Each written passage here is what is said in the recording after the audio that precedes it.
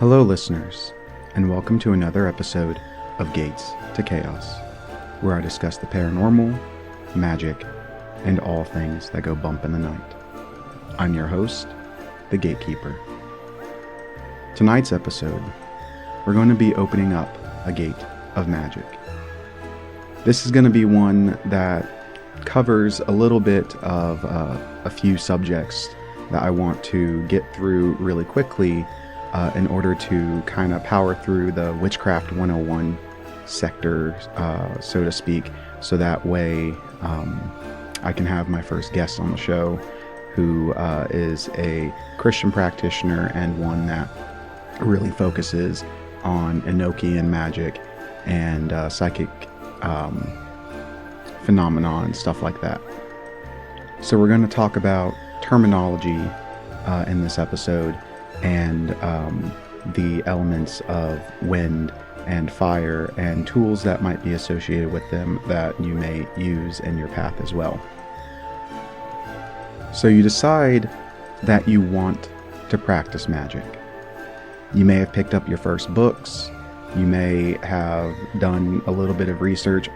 Maybe you only got your information from TikTok. But one of the things that people tend to gravitate towards whenever they first start off is, what do I call myself? Particularly the men tend to wonder, what do I call myself? Now, if you go online into the online forums, groups, TikTok, YouTube, whatever, the vast majority of people will tell you that a witch is a witch regardless of gender, and that warlock is an oath breaker, and it's something that you should not ever want to call yourself.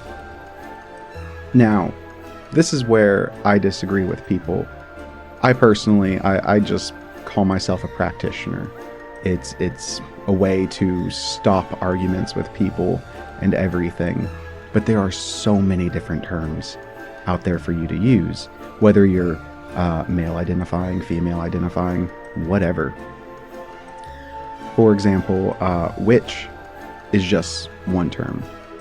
And back in the day, witch was a negative term to be called. You were seen as someone evil, unless there was the white identifier in front of that name, a white witch. They had different names for practitioners that practice good magics, for the region where witch tended to crop up around. For example, the Pellars, or the cunning men and women. You know, which was typically only reserved for the black practitioners. And I don't mean black as in the color of one's skin. I mean black practitioners, meaning those who practice malefic magics, curses, and things of that nature. Other terms that have popped up are sorcerer or sorceress, and that is French in origin. And then you have wizard, which also popped up around the same area as the witch. That, I believe, is, gender neutral, or was at one point gender neutral. But in certain witch trial testimonies, wizard was used to point the finger at male practitioners, but I'll get to that later on. So it's funny to me that witch was reclaimed as something powerful in order to reclaim the power in the feminine and everything, which absolutely needed to happen. But warlock is continued to be vilified. Now, if you look at the etymology of the word, warlock, if it is the Old English werloga, and I'm probably just butchering that pronunciation, but it's literally translates to Oathbreaker. However, it was given special application to the devil as early as the 1000s, and could also be linked to giants and cannibals. And the giants typically refer to those that would be considered Nephilim, and which is funny because that tends to be where in the regions that were taken over by Christianity, the Nephilim are often seen as the originators of the witch blood. But then it took on to meaning one in league with the devil as early as the 1300s. That's recorded. In the 1680s, it became the equivalent of a male witch, unless you're from Scotland, and that was as early as the 1560s. I myself have a good chunk of Scottish blood, but that's all contested because there are some people that believe that the word warlock started with the Scandinavian word Vardlocker, which again, I'm probably butchering that pronunciation, but that was more of a spirit song or a spirit singer, someone that sang to the spirits, which may or may not have been kind of like a form of necromancy in order to attract said spirits. We don't know a lot about the Scandinavian or the Norse beliefs or practices. Pretty much everything that we got from that come from the Edda's poems. But I myself, who has Scottish blood and Norwegian blood, could say that, hey, since I have these two things and both of these terms can be linked to warlock in a way that is not necessarily negative, maybe I want to identify as warlock, because witch is very much so, especially nowadays, kind of gendered. It has a heavy link towards the feminine, and there's nothing wrong with that. You know, if you feel powerful calling yourself a witch, whether you're male or female, but if you are a woman that has, you know, felt oppressed or put down, and you feel powerful by calling yourself a witch, go after it. Do it. Claim the power of the feminine divine for yourself. But I think it's funny that that term is shoved down everyone else's throats. And to be perfectly honest, it's kind of overused at this point. My heart might skip a beat if a woman came up to me and introduced herself as an enchantress instead, which these terms are not fantasy in origin. You might only come across an enchantress nowadays in fantasy sources, video games, things of that nature. But these names existed in history before the fantasy took them over. If you gravitate more towards the ceremonial magics, you might want to call yourself a magician. Now, because of fantasy, they have shortened that. I've met some people that consider themselves mages. You know, go for it if that's what makes you feel powerful. Stop letting people tell you what you can and cannot call yourself. I feel a little uncomfortable, just me personally, and I'm not saying this to say that other men need to do this or whatever, but just I myself personally feel a little uncomfortable calling myself a witch. I used to do it whenever I first started off, and whenever I would volunteer at the psychic fairs in my town at that time, or whenever I would introduce myself to new people and they would, want to know more about me. And if I called myself a witch, more times than not, they would say like, well, aren't witches female? And then you have to get into the whole, argument and everything. If you look up the word warlock in a dictionary, you're gonna find a man who practices magic. It doesn't matter which dictionary you pick up. It may say black arts instead of just magic, but I guarantee you it's gonna say a man who practices magic. That's not to say that you have to call yourself a warlock if you're a man. If you want to call yourself a witch as a man, do it. But there's witches, there's sorcerers, there's sorceresses, there's warlocks, there's magicians, there's enchanters, enchantresses. There's so many different terminologies out there. They all mean the same thing. Can we please just stop fighting over a word? The only reason why warlock is so vilified nowadays is, one, the smear campaign that was run by Wicca whenever it first started out, and two, Charmed. Great show for entertainment, but it has shaped modern magic way too much for my liking. Now that we've covered terminology a little bit, and I'm sorry if I got off on a little rant about this,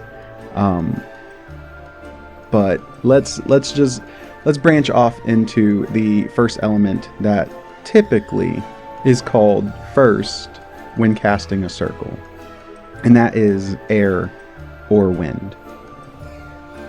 Now, of the two elements that I'm covering today, wind and fire are probably the most like the primal source.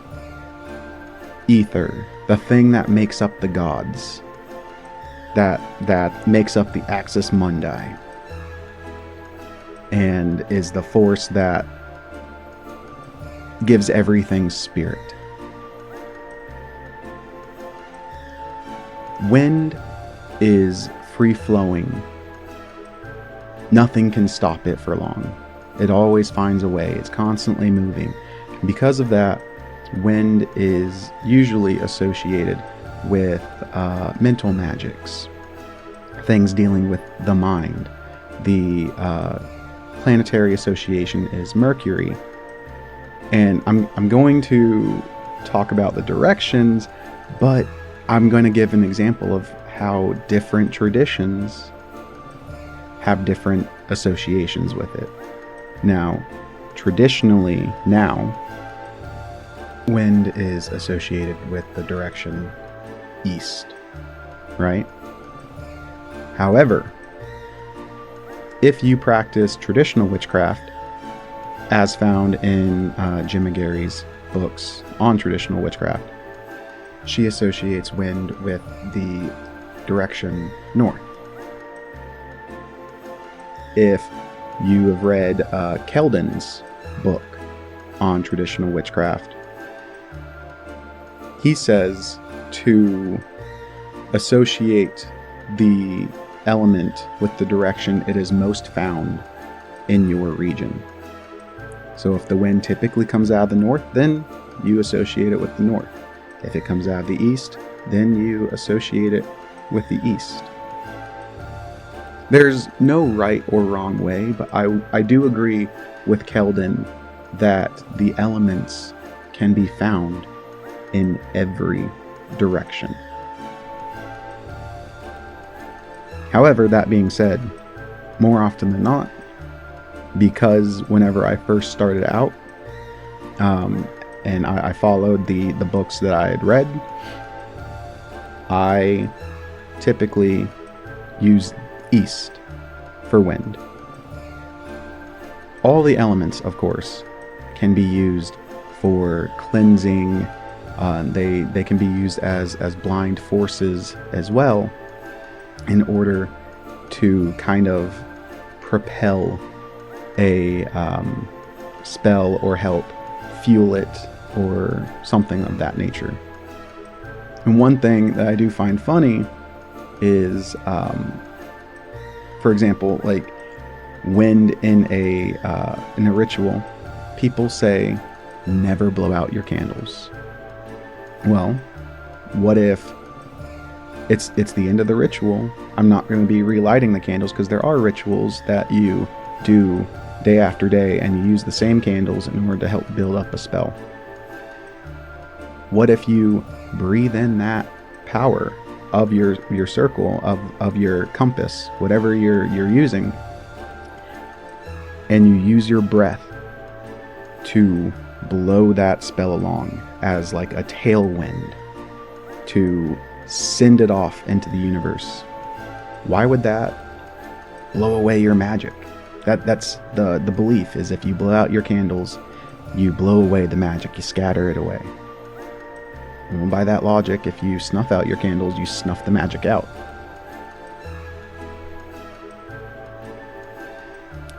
Now, tools that may be associated with wind. This is another one that, depending on who you ask, depending on what tradition they follow, it will be one of two answers. Some people associate the wand with wind. Other people associate the Athame with wind. Thankfully, because I'm also covering fire in this podcast, the tools just kind of like become interchangeable. If the tradition says that the wand is associated with wind, then the Athame is always associated with fire. And if the tradition says that the Athame is associated with wind, then the wand is always associated with fire. Like I said, it just depends on which tradition you research and which tradition you follow. Now, this might be a personal belief of mine, but one of the reasons why wind is often the first one to be called upon in a ritual is because you're calling upon its aid to help the magic reach its target unhindered. You know, that tends to be like my line of thought. You're speaking the words out into the air. The air is going to be what carries your petitions to the spirits, to the deities.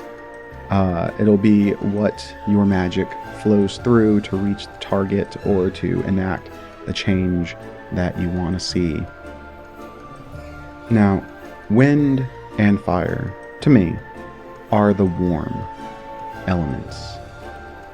They're the ones that are always moving, and they're the ones that, you know, you really associate with the warmer months. That being said, during winter, wind takes on a whole new form. It takes on the frigid ice. It blows away the heat, etc. But wind is extremely complementary to fire. So when you're looking to connect to this element, you're going to be feeling that warm, ever-flowing energy around you. It'll be like a breeze is enveloping your body. It's not a constant sensation on every single part. It flows, it wraps around you. Whenever I call on it, like my name might suggest, I always envision a gate that I open and call forth the blind energy from the elemental plane itself. Now, I'm kind of going to go off on a tangent here to talk about the elemental planes. If you think about our plane of reality as a sheet of paper. We're going to be kind of like a quadruple stack sheet. The elemental planes are a step over from us. Like they're a room adjacent. They're not above, they're not below. So if you step over, you will be in a plane that is entirely made up of that energy. That's where you'll find the spirits associated with that element. Now, the elemental planes intersect, and where all four intersect in the center is our plane of reality. However, because they can't intersect in just one location, the sections where they bleed over into one another but not our reality is where you get the para elementals. Elements that are made up of more than one. The planet associated with wind is Mercury, which is extremely advantageous because that also happens to be the metal that is associated with wind as well. You just got to remember one name for that one. And in a ritual setting as well, one of the things that can also be associated with wind is incense. However, incense or smoke is a combination of wind and fire, which is one of the reasons why smoke cleansing is so effective. And since we're talking about fire, that's a great way to bridge into the next section of the element fire. Now, as I said before, the direction for fire will vary depending on what tradition you practice. Traditionally, or I keep saying traditionally, in most modern witchcraft books, they will say that fire is associated with the direction of south. But, as I said before, if you follow Jim McGarry's traditional witchcraft, which I highly recommend reading Jim McGarry's traditional witchcraft Cornish Book of Ways. This is not a paid promotion. You know, I don't know Gemma. I'm sure she's a wonderful person, but it definitely goes into history as much as it goes into the magic. And reading about the Pellar families really made me happy, since she didn't gloss over the male practitioners that were members of said families as well. You know, as a man or a male identifying person, when you practice magic, half the books you pick up are going to be directed towards the feminine. It's going to talk, anytime it says witch, it's going to include the word her or she. And, you know, that's unfortunate. And as I said in a previous episode, the reason why women are so associated with magic and witchcraft is because they have the time to do so. As a man, you're just expected to provide. However, I'm getting off topic. So, fire. In most books, it'll say south is the direction that you face when you call on fire. But in Jim McGarry's book, Traditional Witchcraft, A Cornish Book of Ways, she uses the element east associated with fire. Which, I mean, does make sense, since that is the direction that the sun rises in. And again, in Keldon's book, on traditional witchcraft. He'll tell you to use the direction that fire is found most in your region. I mean, if you're in the United States, I don't mean to make light of this, but if you're in the United States, fire should be west. That should be the direction, because unfortunately, California and Oregon, more often than not nowadays, is burning.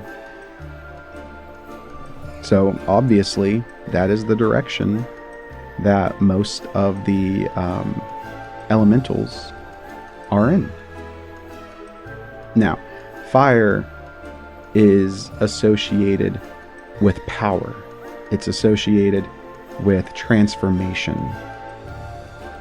I love using fire to cleanse, because fire's nature is to consume. That's all it cares about, is consuming. It is the perfect element to make sure that there's nothing left behind. If you don't care about the item that you're cleansing, for example, I've come across extremely toxic witch who was a psychic vampire, and they came over to my house with a bunch of people way back when. It's probably 4 years ago, and they hid a charm in the couch that they were sitting on. I had a feeling that something was in the room, so I tore apart the couch cushions, and there was one of the charms that they tended to carry around. And what's funny is, just prior to that, they would brag about how they would leave these charms in order to influence people or environments or hex people or whatever. And so they just tended to buy them in bulk.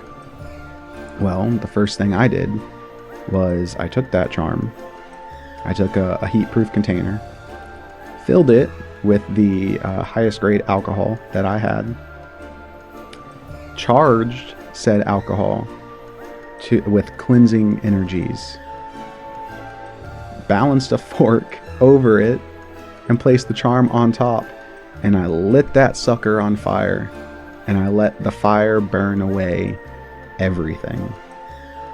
It was metal, so the charm stayed behind, but then I threw it all away in the trash, now that it was inert.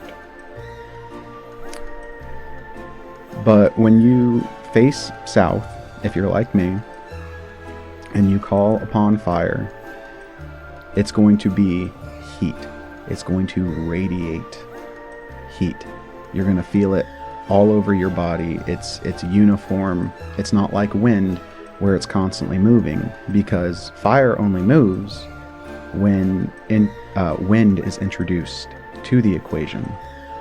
If you have a log burning in a windless room, but obviously you still have air for the oxygen, but if you have a log burning in a windless room, that fire is going to stay uniform. That heat's going to stay uniform. So when you connect to that warm energy, that heat energy, and you pour it forth into your circle, you can use it to, as I said with wind, you can use it to power things, you can use it to cleanse, you can use it to transform things. The tool that I associate with fire is the Athame. Not that I think, wand can't do it. For me, it's just logically, it's Athame, because it's metal that is worked in fire. All metal we have that is refined is worked in fire. For me, that makes it the perfect tool to associate with fire. The Planetary Association for the element fire for me, is Mars. Depending on the sources, you will find the Sun and Mars. However, I associate the Sun more with the element of spirit, of ether, of the primal source. And I will explain that in the third video of this segment. The next video is going to be the element of water and earth. And then the third video will be the quintessence, the fifth element, however you define it, and basic circle casting or compass casting techniques. The metal that I associate with fire is steel. It's exactly what your Athame is typically made of. Now, there are Athames that are made out of bronze. Hell, you can even have an Athame made out of bone or wood or anything. I personally would love a glass Athame, but trying to find one that is of a sufficient size and sharpness is a little difficult.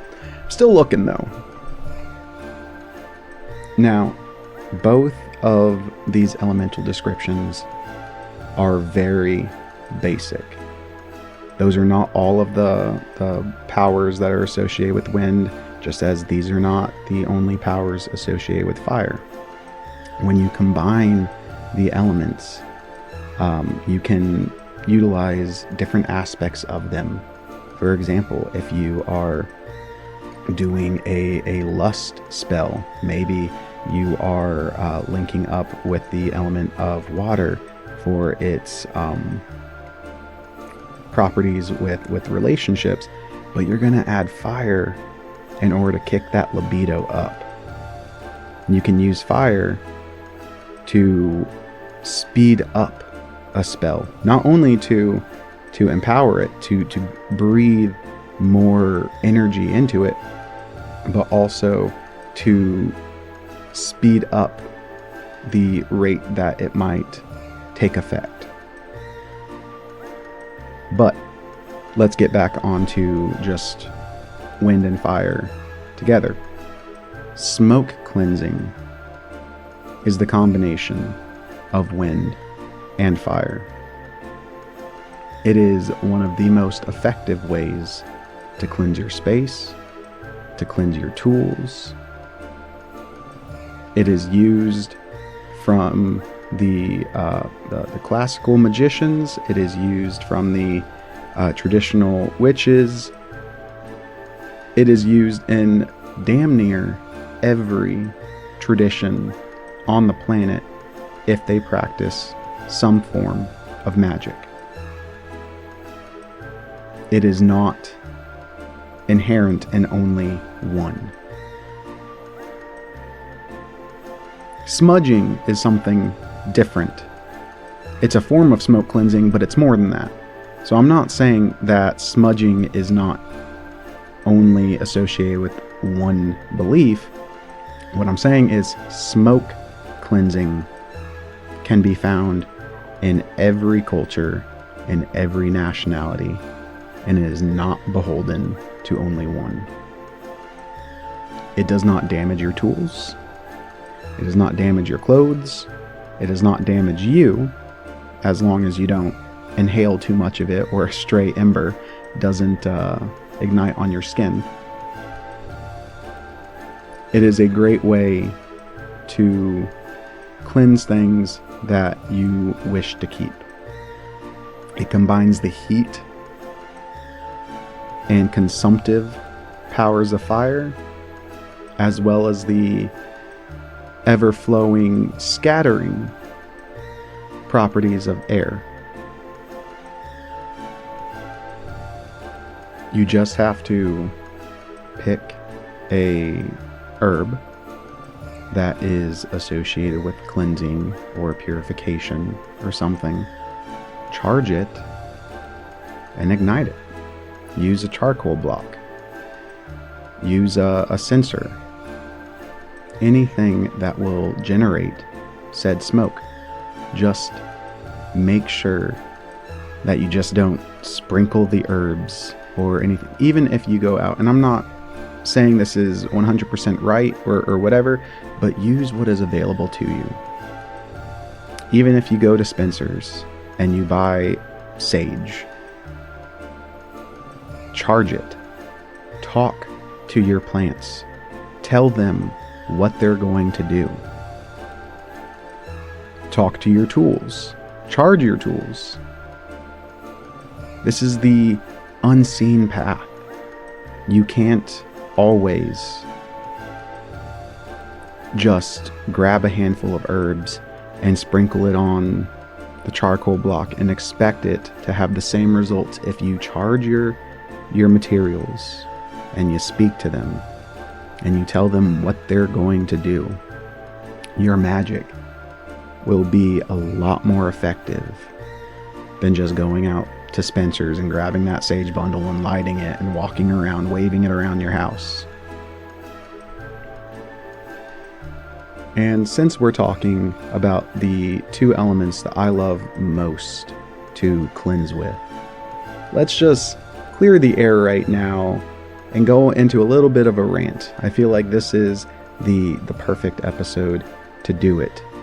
But it is hilarious that the people that call me a gatekeeper and use it as an insult, when gatekeeping is absolutely something that you must do in your pet practice.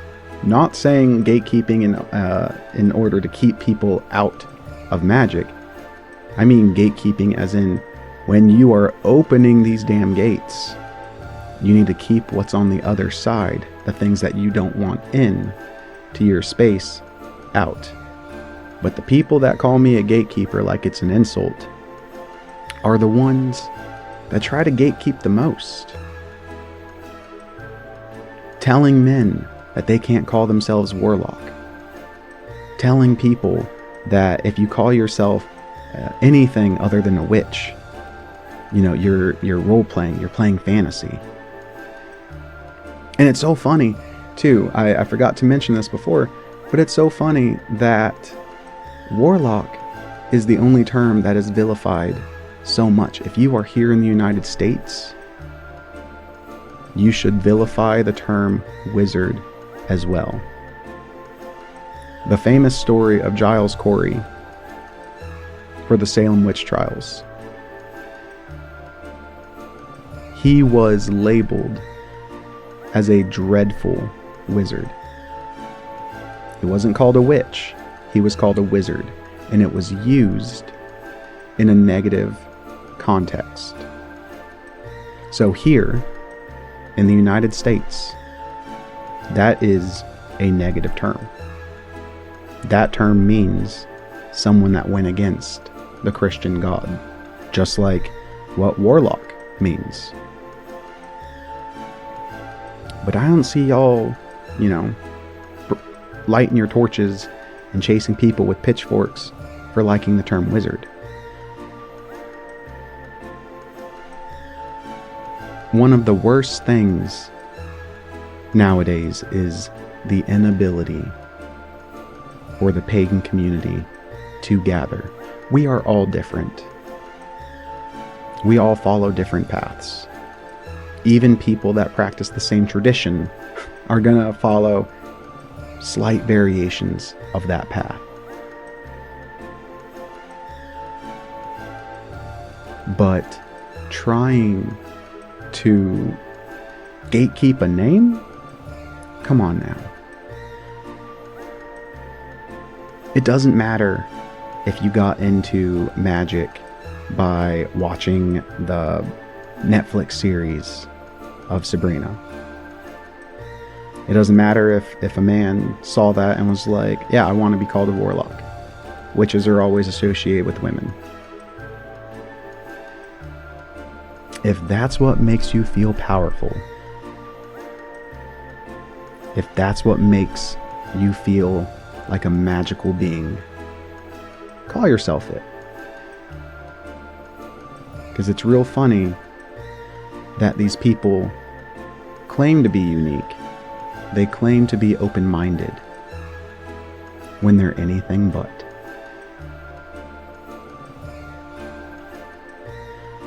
And ladies, if you start calling yourself an enchantress, just damn. That's all I'm saying, is damn.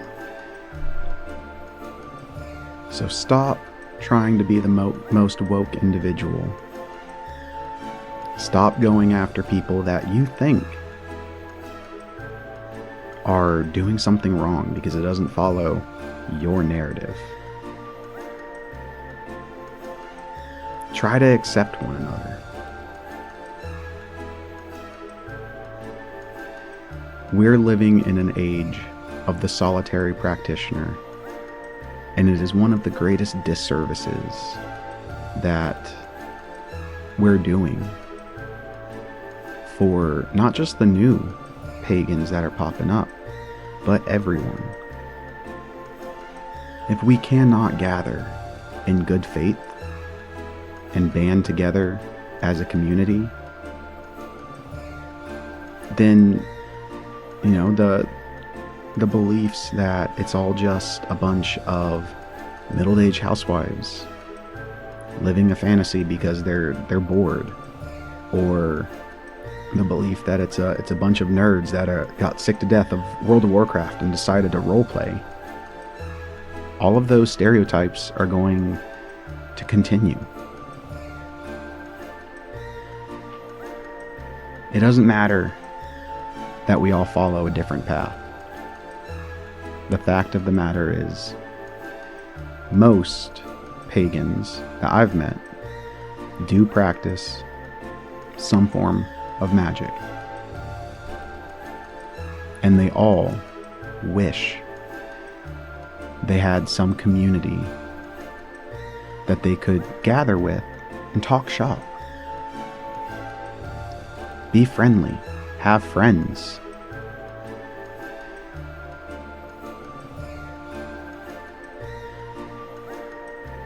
And unfortunately, the few groups that I do see around my area, at least right now, are pretty exclusive to women only. It's a women's circle group. It's a, women's coven.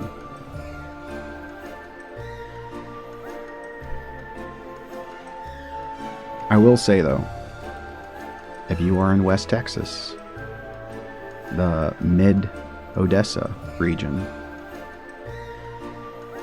look up Ember Moon. She is a wonderful human being. Her Tree of Life group, based out of Midland, Texas, they are extremely inclusive to everyone. It's funny that in all my travels, the most open communities I find for pagans are in the Bible Belt. They're in the South.